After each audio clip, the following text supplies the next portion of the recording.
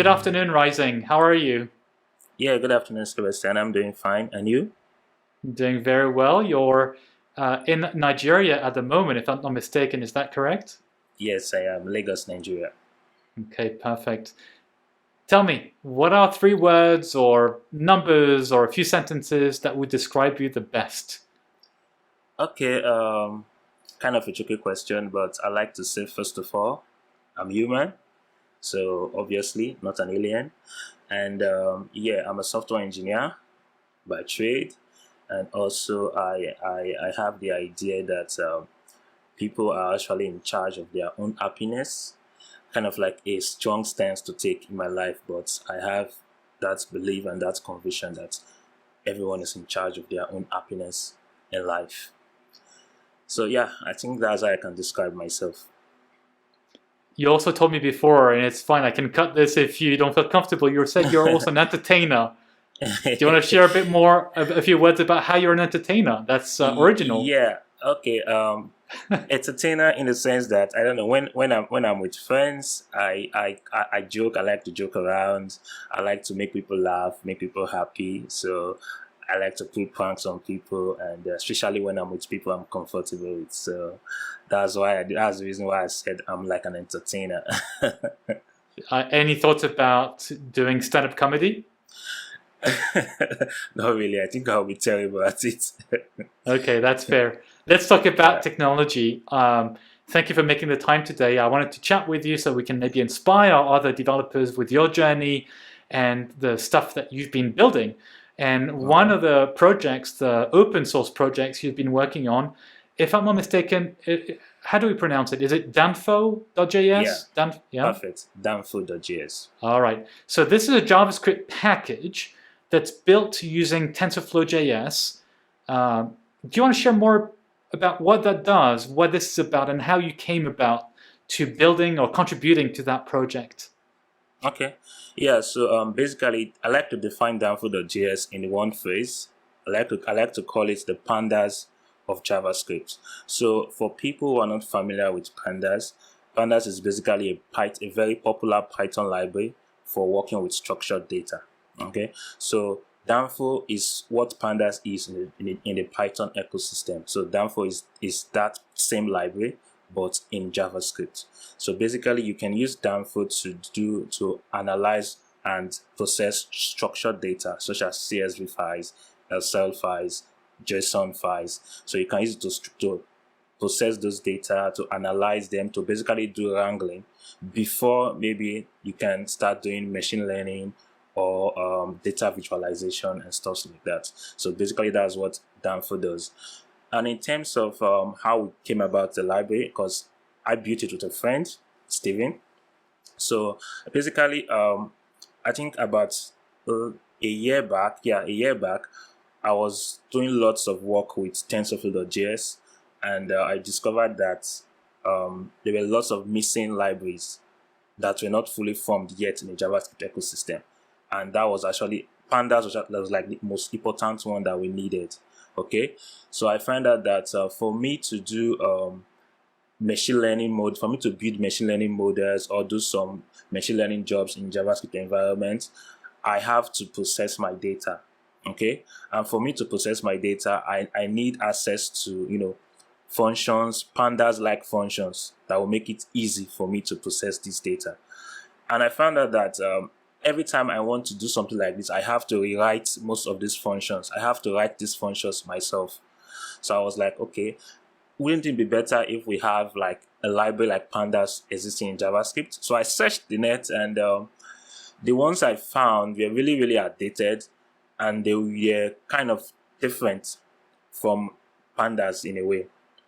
So I talked to my friend Steven, and I found out that he had an idea about designing a pandas like library as well. So I said, okay, let's collaborate on this. So we collaborated on it and started building it. So basically, the idea of building Danfo was actually to help myself first. So, and I found out that people actually wanted something like this. And when we open sourced it, it was welcomed. People have been using it, contributing to it, and that's just the background story behind it. In what cases would you recommend using the JavaScript language as opposed to Python? Because you're trying to replicate what Pandas is doing. And I have a very selfish reason to ask that question is I'm really bad at Python.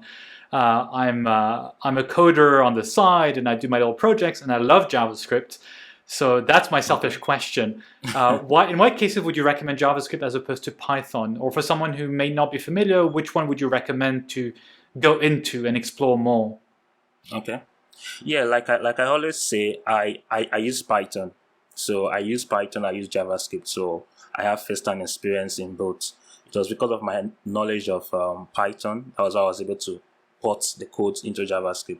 So in terms of ML, Python is more matured right now at the moment. They have lots of libraries, lots of tools, great community around it. And so for JavaScript, it's still a developing community. Okay, lots of tools are not available. So in terms of when to use which of these tools, for me, I say it depends on the problem, depends on what you want to do.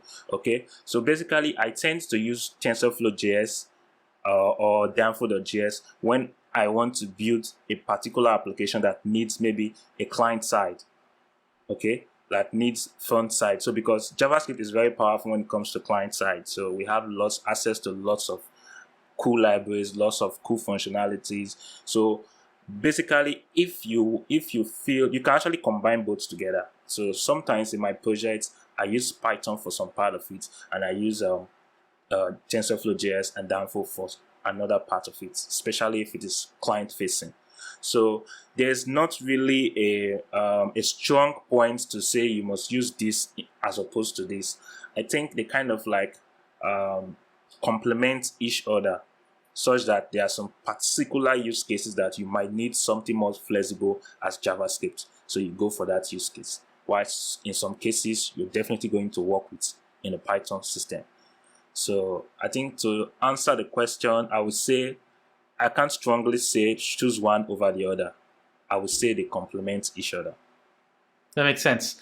Let's talk about TensorFlow a little bit and TensorFlow JS if you want. Is there anything that surprised you as you used it? Anything that you found particularly easy or particularly hard? And if it was difficult, how did you overcome the challenge of understanding specific aspects of it? Okay. Anything that surprised you? I think in terms of TensorFlow JS, I would say there's a positive surprise to it. I think the positive surprise was the fact that it was actually easy for me to understand because the developers built it in such a way that it was similar to the existing Keras library, TensorFlow Keras library. So it kind of followed the same API. So it was very easy for me to understand. I think also because I had knowledge of JavaScript as well. So with my knowledge of JavaScript, it was easy for me to quickly understand the TensorFlow.js code. So I would say that's a positive surprise for me, as opposed to some other libraries whereby you have to start learning new stuff. The learning curve is kind of high. For TensorFlow.js, it is really low, and it gives you amazing tools out of the box to build awesome stuff. So that is like a positive surprise for me. I say in terms of negative, I don't really think there's a negative because TensorFlow JS is still a pretty young library. So although there are some missing features, some low-level numerical features that are actually missing at the moment, but I'm sure it's definitely part of the roadmap. So it's going to be implemented. So I can't really say there's a negative surprise, just that positive surprise. If there's no negative surprise, is there something you found challenging, and maybe not with TensorFlow JS, but maybe with the Keras library as you were starting to learn about it before you evolved towards TensorFlow JS? Any specific things that you find challenging and how you overcame that challenge? To be honest, I can't really say. For me personally, I can't really say there was anything challenging when learning Keras or Tensor, because from the onset, I think Keras was designed to be very simple to use. I think that was actually the idea behind building Keras as opposed to using core TensorFlow. Before TensorFlow actually updated to using the Keras API. So, and I started learning Keras. So I think Not really. Not really. For me, I would say not really. What would be your advice to someone who is starting with TensorFlow? Where would you Okay. point them? In which direction would you point them to make it as easy and smooth as it has been to you to start using it? It can be a bit daunting. A lot of people hear about data Yeah. science and machine learning and AI, and it seems like a Yeah. gigantic black box, including to people who are software engineers, but not at all in that field. Okay. What is your advice for people to get started in that area? Okay, like so for me, in terms of say you want to learn TensorFlow Js or maybe Keras or TensorFlow itself, I normally start from the official documentations. Okay, so basically for learning any new language or any new tool, my first point of contact is always the official documentation. Why? Because it is up to date. So, and I think one advantage about Google's Doc is that they also give you access to code labs. So, and those code labs are step by step, tutorials that you can follow to build like an end-to-end product in those libraries. So for me, the advice is that once you have the basic, maybe because for you to do Keras, for you to use the Keras library or the TensorFlow.js library, you're supposed to have some basic knowledge, maybe in terms of Python, in terms of ML, some theoretical knowledge, in terms of deep learning and stuff like that. So once you have that background covered, then I think the first point of contact should actually be the official documentation. So go to the official documentation. There are guides there that can, help you. There are code labs that you can walk through. Then after the official documentation, then you can now go for maybe mock courses. So maybe you can go like at Udacity, Coursera. You can take these end-to-end mock courses to kind of like solidify what you've actually learned. Then from there, then you can start building hands-on projects. So I think the best way to actually learn these things is to build as you learn. So build as you learn. So build projects, share them with the public, get feedback, and just go for them from there.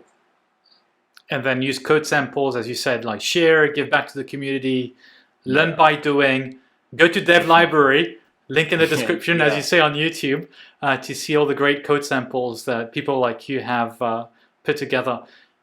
Rising, what is the worst piece of advice you've heard in our industry, in our domain of software development and coding? Anything that Okay. anything that you hear and you're rolling your eyes and thinking, "Oh, this is terrible advice." Why people keep on saying this? The worst piece of advice. Let me see. That's a tough one. But I think the worst piece of advice for me, and this is my personal opinion, would be the fact that you should actually master just a single language when coding. So I feel that you can actually learn more than one language, and you should not actually just stick to a particular language, because if you master just a particular language, I think every problem that you want to solve, you will be trying to do that in that particular language, and sometimes that language might not be the right tool for the job. Okay, so it is good to actually learn multiple languages, although you can have one that you are very very good at, but you should actually learn multiple language, in my opinion. So the idea that you should just be an expert in a single language, it's, to me, that advice, it's kind of bad. Yes, kind of bad. So I wouldn't recommend that. I normally like to tell people that you should learn wide, then go deep. So have an idea of what is out there in terms of languages, in terms of frameworks, in terms of tools, and then you can pick a particular one, very good at it, but you still have ideas of other things in case the need arises for you to do some other stuff. Yeah. To So I ex- think, yeah, that's my to extend your piece of advice, would you say it would make sense to have a client-facing and a server-facing language in your skill set? Like we talked definitely. earlier, right? We talked about Python and JavaScript, which serve different purposes. Yeah, Yeah. definitely. So you can pick a scripting language to know, pick a backend language, and I think it is actually good if you have an idea, little bit of idea in all these areas. At least learn a little bit of DevOps, a little bit of client, a little bit of front side, a little bit of back side. So kind of like have all these ideas so that you can contribute to discussions, contribute to designing new softwares, because if you have idea in all these areas, you can better build software, you can build better softwares than as opposed to when you just have a single expert knowledge in one particular area or in one particular language. I think that makes perfect sense. In fact, this is also confirmed by research. There's a very good book that has become a bestseller by, I believe, David Epstein. Oh, wow. And it's called Range, How Generalists Triumph in a Specialized World. And it goes along the same lines of what you just said, trying to go broad so you can have ideas from different domains, and then you go deeper in one or two or three areas. And that allows you to actually have ideas and to solve problems in a more original way than if you are specializing in just one area. Yeah, definitely. Rising, what excites you in terms of piece of technology, of Google Tech, that you want to learn more about or that you're looking forward to in the next few weeks or months? Is there something that you're particularly eager to get better at or that you're waiting for? Okay, I think for me at the moment, it's actually the old Google Cloud platform. That is actually my new excitement now. So I've been doing lots of experiment and lots of work with it for the past month. And I found out that there are lots of amazing tools on GCP that's like, it just blows my mind. I was last week I was using Cloud Build and Cloud Run and Cloud Functions. Like, these are just like amazing tools that I didn't even realize they were this powerful. So I just started using them like for the past month. And so to me, I want to cover all the GCP products that are out there, so I can build, because I want to move from building just models that are going to sit on the laptop or your computers, as opposed to models that are going to be in production. So we have to think about these cloud environments. And during my research, Google has lots of amazing, tools already out there. So I think my interest for now is actually GCP platform, just for me to grasp all the tools and learn everything that is in there. Very cool. It's possible. I look forward to what you're going to come up with, and maybe you're going to share some new open source projects that you're going to build or contribute to, or blog posts about your journey as you discover more about GCP. Any final few words that you want to share with fellow developers who are going to watch this video? Any last recommendation you'd like to share? Any words of wisdom you'd like to share with us? Okay, I think the number one piece of advice, or the number one lasting words that I will leave, is that get into open source. Okay, try to build something, try to contribute, try to maintain, try to improve products. I think for me, open source has really been like a way opener for me, because I got my job through open source. I got a lot of exposure through open source. I learned a lot through open source, through putting my work out there. So get into open source, and open source can be in terms of building software, writing blog posts, giving talks, teaching other people. So just put yourself out there more, like in these community areas. It's going to help you personally. It's going to grow the community as a whole and stuff like that. So yeah, I think for me that's like the best advice that I would give to young developers. I love that. It can be a bit intimidating for someone who's maybe a junior developer who just started to code to get involved into open source. What would be the first baby step that someone could take? How could you select, let's say, an open source project on GitHub or other platforms where you could get started? What would be your very practical advice, a very practical tip, so they can feel, yes, I can do it, even though I'm a beginner or I'm a junior developer? Okay.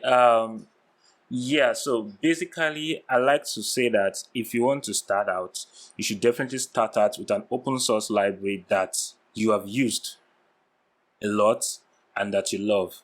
Okay, because if you love a software, if you love a piece of software and you've used it a lot, you have an idea of ways to improve the product, of ways to contribute. So once you have found out that particular software or that particular open source library that you love and you want to contribute, so you found out an error, you can definitely go to the issues page, search through the issues if it is already existing. If it is not existing, you can open an issue. But if you don't have an idea of what you want to contribute, you can actually, go over the existing issues that people have created. So most of them have tags. Like if you are a beginner, you can see something like a good first issue. They'll tag those issues as good first, meaning a beginner can actually pick them up and, work on them. So once you have identified this issue, you can reach out to the maintainers. I think most maintainers actually welcome contributions. Personally, for me, I love when people contribute, even if it's the smallest of stuff, even if it's a typo, send it in. I'm very, very excited to see it. It means that someone wants to actually be a part of this whole ecosystem. So you can, if you find out any error, even if it's a typo, you can even start by contributing to the documentation. I think that's like one of the simplest way to contribute. Contribute to documentation, add more tutorials, fix typos. Then from there, you can move on to more complex contributions like adding new features or fixing bugs, stuff like that. So, but to summarize the steps that you need to take, find out a software that you love and you've used a lot. Look for issues on that software that you want to fix, and reach out to the maintainers, or then write your solution, send in a PR. Perfect. Thanks for the superb summary and the very practical recommendation. You can start super small, even just with correcting typos or fixing or adding to documentation. Love that. Rising, thank you so much for spending some time with me to share a little bit about you and your journey. Thank you for having me. Cheers. Bye-bye.